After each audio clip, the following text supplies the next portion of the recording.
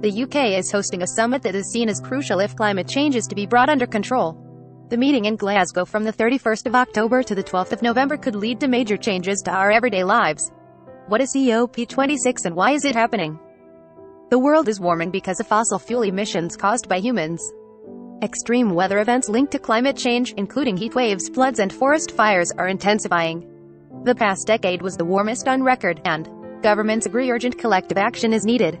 For this conference, 200 countries are being asked for their plans to cut emissions by 2030.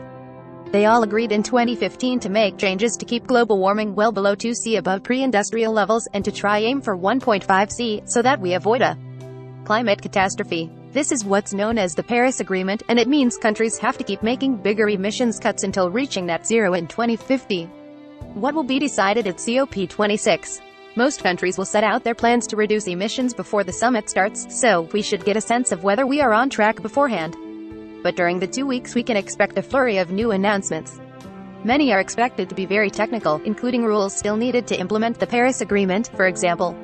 But some other announcements could include: up to 25,000 people are expected in Glasgow, including world leaders, negotiators and journalists. Tens of thousands of campaigners and businesses will also be there to hold events, network, and hold protests. Extinction Rebellion, for example, are calling for an immediate end to the use of fossil fuels. At the end of the conference, some form of declaration is expected. Every country will be required to sign up, and it could include specific commitments. Are there likely sticking points? Expect a lot of talk about money and climate justice. Developing countries tend to pollute less per head of population and are not responsible for most of emissions in the past, but they experience some of the worst effects of climate change. They need money to help reduce their emissions and to cope with climate change. It could mean more solar panels in countries that depend on energy from coal and flood defense systems. There will also be a battle over compensation for developing countries affected by climate change. Wealthy countries previously pledged $100 billion, £720 million a year to help poorer nations by 2020. A UN assessment last year said the target was likely to be missed, so richer countries are being asked to commit more money.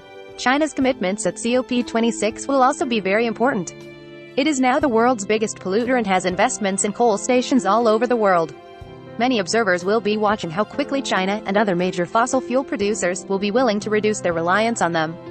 How will COP26 affect me? Some commitments made in Glasgow could directly affect our daily lives.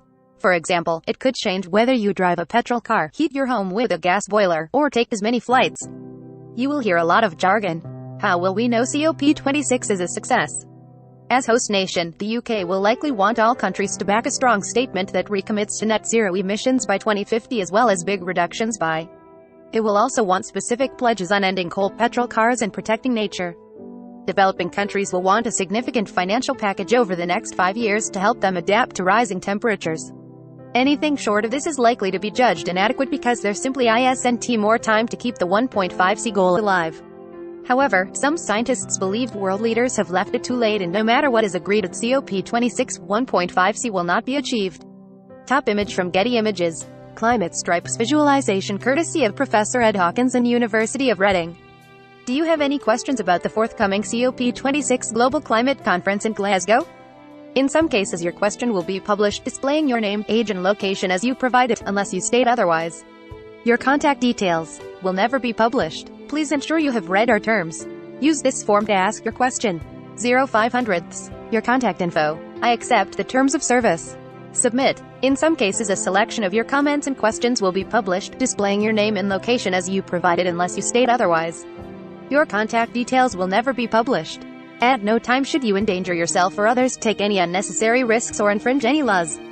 The BBC retains the right to select from these contributions based on editorial requirements and subject to online terms and conditions and BBC editorial guidelines. For more information about how the BBC handles your personal data, see here. Made with Harkin, Terms of Service Privacy Policy.